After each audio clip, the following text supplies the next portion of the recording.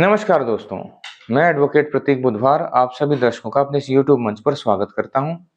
कृपया करके इस चैनल को सब्सक्राइब करें। वीडियो अगर आपको अच्छा लगे तो इसे लाइक करें और शेयर करें। 2024 के लोकसभा के इलेक्शन लगभग सामने हैं दोस्तों। कभी भी इनकी घोषणा की जा सकती है चुनाव आयोग के द्वारा। मुख्यतः दो शक्तियां हैं, दो भागों में बटा हुआ है इस बार का लोकसभा इलेक्शन। एक इंडिया गठबंधन है और एक भारतीय जनता पार्टी समर्थित एनडीए है।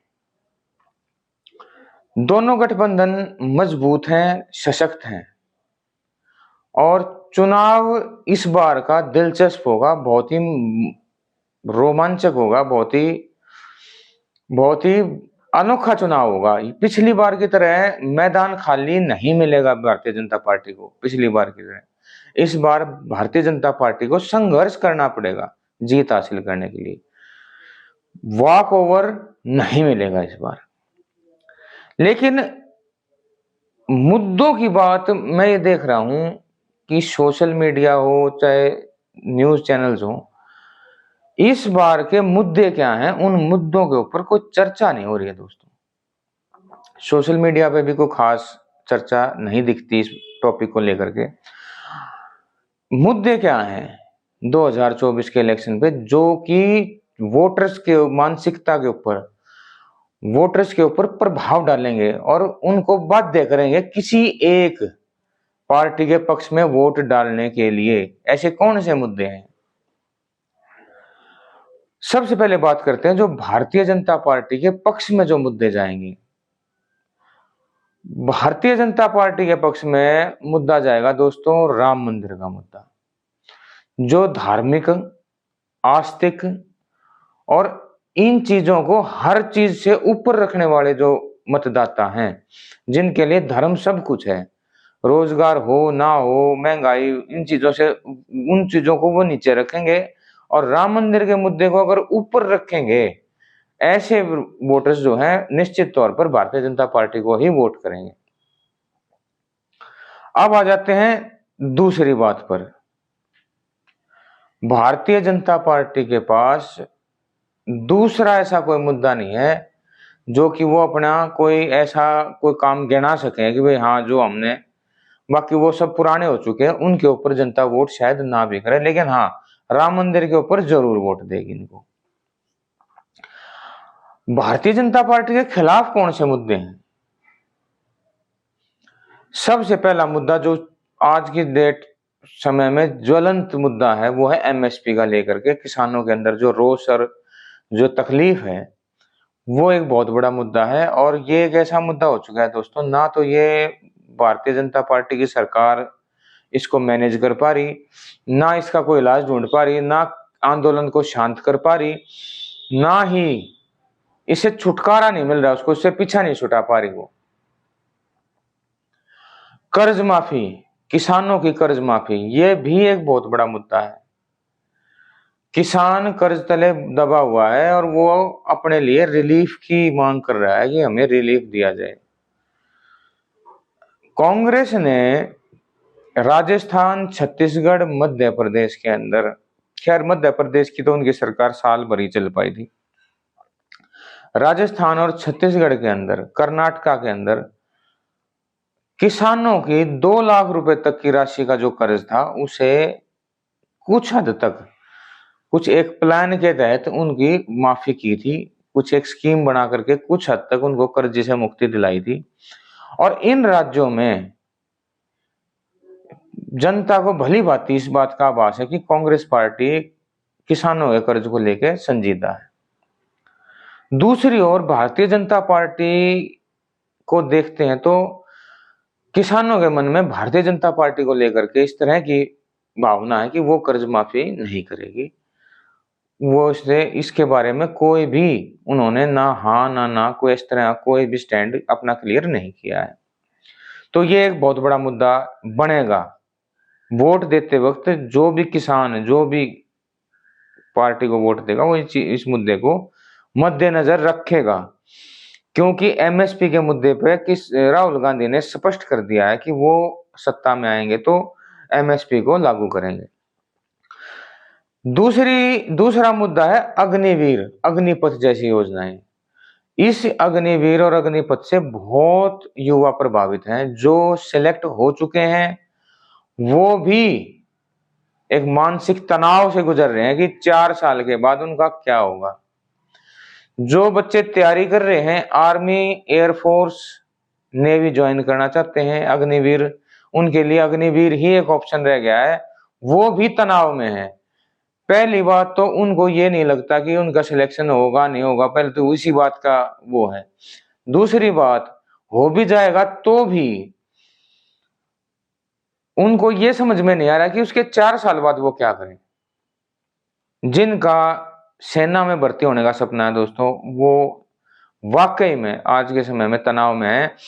और मैं कई बार राहुल गांधी की स्पीचेस जब देखता हूं तो मुझे ऐसा लगता है कि कॉमन मिनिमम प्रोग्राम और जो इनका इंडिया अलायंस का जो मैनिफेस्टो आएगा, जो कॉमन मिनिमम प्रोग्राम बनेगा, उसके अंदर ये अग्निवीर जैसी योजना के को खत्म करने के प्रावधान पर चर्चा जरूर करेंगे, वादा जरूर करेंगे। ये मुझे लगता है इनके वक्तव्यों को सुनने के बाद। तीसरा मुद्दा जो है ट्रक ड्राइवर्स का मुद्दा है, क्योंकि ट्रक ड्राइवर्स ने, बस ड्राइवर्स ने और बहुत से ड्राइवरों ने हड़ताल की थी, चक्का जाम कर दिया था, और 2 दिन के अंदर ही केंद्र सरकार ने इस कानून को वापस लेने का वादा किया था। लेकिन ये सभी को पता है कि वो कानून लागू होंगे, क्योंकि वो राज्यसभा लोकसभा से पास हुए हैं। अगर उस धारा को एबॉलिश करना है, अमेंड करना है, या रिपील करना है, या कुछ भी उसमें प्रावधानों में बदलाव करना है, तो दोबारा से राज्यसभा लोकसभा का सेशन में पास करवाना पड़ेगा उनको, और तब उसको लागू कर सकते हैं। ऐसा मंशा भी नहीं दिख रही है इनकी, क्योंकि इन्होंने कुछ गोड़ मोड़ बात करी है, इसके ऊपर स्पष्ट तौर पे बात नहीं करी है। और मुझे ऐसा लगता है अगर ये सत्ता में भारतीय जनता पार्टी दोबारा आएगी तो इन कानूनों को जरूर लागू करेगी, इसी रूप में जिस रूप में ये पास हुए हैं। तो ट्रक ड्राइवर्स को दोस्तों ये बात पता है कि ये लागू कर सकते हैं जब भी इनको कंफर्टेबल, जब भी इनको अनुकूल समय लगेगा, मतलब ऐसा लगेगा कि हाँ ये समय बिल्कुल सही है, तब ये लागू करेंगे। चौथा मुद्दा है बेरोजगारी और महंगाई। दोस्तों महंगाई और बेरोजगारी भी काफी है, लेकिन बेरोजगारी के मुद्दे को मैं ज्यादा सीरियस मानता हूं महंगाई से। उसका कारण है, बेरोजगार इंसान महंगाई से नहीं लड़ सकता। अगर महंगाई है भी तो बेरोजगार, अगर रोजगार हो आदमी के पास, एक अच्छा रोजगार हो, तो महंगाई की परवाह नहीं करता। फिर उससे लड़ने के लिए, महंगाई से जूझने के लिए वो एक तरह से सक्षम हो जाता है रोजगार पाने के बाद।